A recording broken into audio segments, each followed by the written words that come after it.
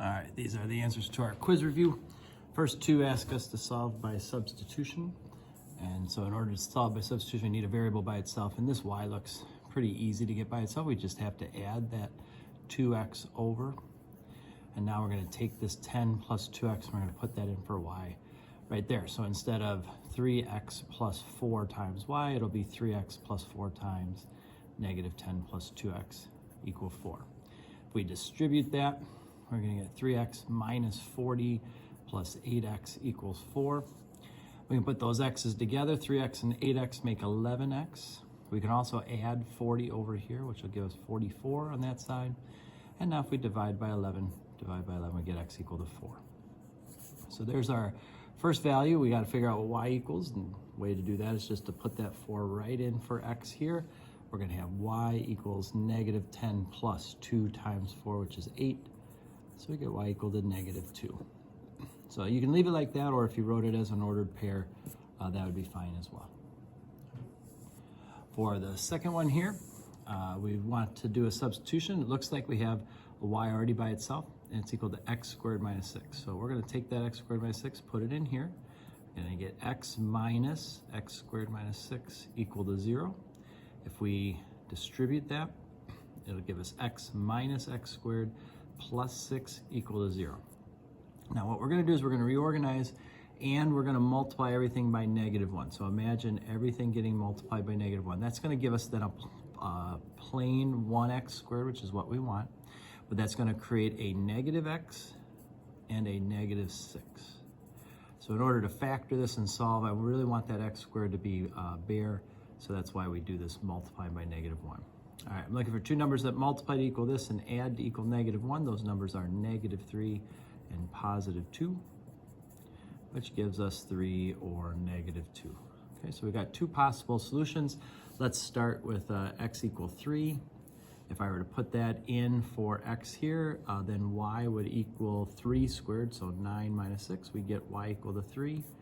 So that's the point 3, 3. That's one place where they intersect. If I take negative 2, and I put that in, negative 2 squared is 4, so y equals 4 minus 6, so y equals negative 2. So negative 2, negative 2. Sorry, that's an x up there. All right, so there's our 2 points where they intersect, 3, 3, and negative 2, negative 2. All right, now we want to solve these by elimination. The first one's already set up for us. It's pretty straightforward. Just add them up. 5x equals negative 20. Divide by 5, we get x equal to negative 4. All right, we're going to take that negative 4, put that back in for x. Stay right there. 3 times negative 4 is negative 12. Plus 5y equals negative 2. We're going to add 12. 5y equals 10. Divide by 5, we get y equal to 2.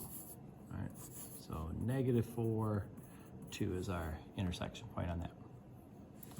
For number 4, we don't have anything ready to cancel, so we're going to have to multiply. I'm thinking the bottom by 4 is not a bad idea. That'll create 16x minus 12y equals 28, and then the top can stay as is.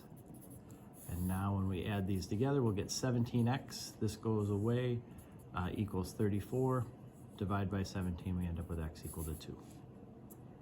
All right, put that 2 back in. You can put it anywhere you want, but if we go up to the top, say, we're going to have 2 plus 12y equals 6. If you subtract 2, 12y equals 4. If you divide by 12, we get y equal to 1/3. So the point 2 comma 1/3 would be our intersection on that. All right. For number 5, we're trying to set up an expression where we just have two variables then. So in looking at this, I want to see if I can cancel something twice. So it looks like I could cancel the x's pretty quickly right here.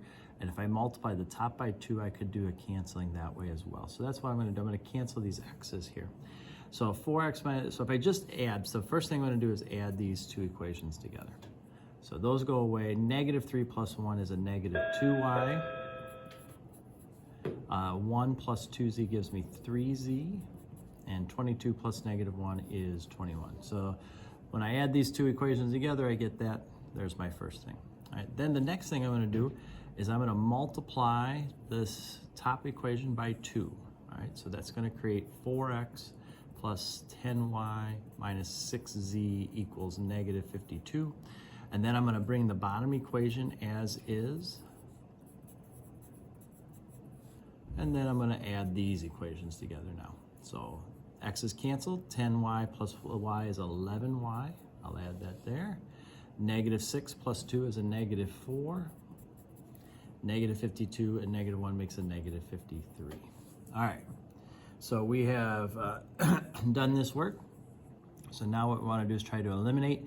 And I could try to do this here. Maybe I can multiply the top by 11, the bottom by 2, or I can do the top by 4 and the bottom by 3. Those are my kind of two options. I'm going to try the 4 and the 3 because that seems a little easier than multiplying by 11. So if I multiply the top by 4, I'm going to get negative 8y plus 12z equals 84.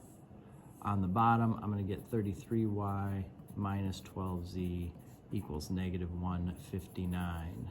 Add these together. This is going to give me 25y equals, and then if I add over here, it looks like I'm going to get 75, negative 75 for that. All right. If I divide by 25, then y equals negative 3. So there's our first answer. All right. Let's plug that back in. If I put it in right there, I'm going to get 24 plus 12z equals 84. Subtract 24, 12z equals 60. Divide by 12, we get z equal to 5. All right.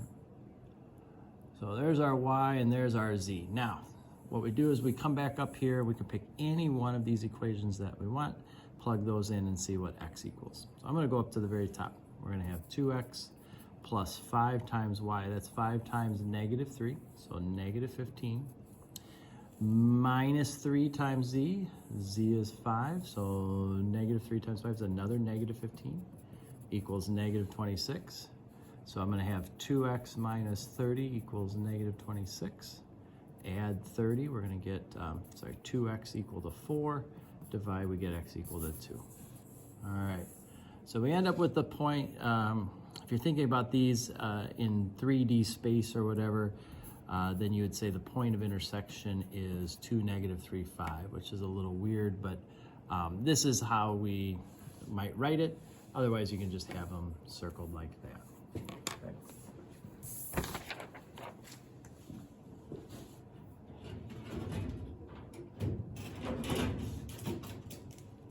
All right, for the last one, sorry for the delay. Had to go grab a graphing calculator. So we're supposed to solve these by using a graphing calculator. So for the bottom one, we need to subtract 2x, rewrite that as y equal negative 2x minus 12. And now what we want to do is put these on the calculator, see where they intersect. So I'm going to go to my calculator. I'm going to type in 3x plus 8, negative 2x minus 12. I'm going to go zoom 6, put it in a regular window. There's the 3x plus 8. There's the negative 2x minus 12. So calculate, intersect, enter, enter, enter. And we get negative 4, negative 4. Okay. So we probably could have solved this through some other means and whatnot, but nonetheless, it's a good example of how to use the calculator. For this one, really important that we know how to use the calculator because there is no algebraic way to do this. So we're going to go 4 to the x plus 1 power. That's in there first. And then here, x squared minus 3x plus 5. That goes in second. All right. Now I'm going to hit graph. Here comes the exponential one. Here comes the quadratic one. And it looks like they intersect right there. So calculate, intersect, enter, enter, enter. And we get 0.113, 4.675. All right, if we round it off.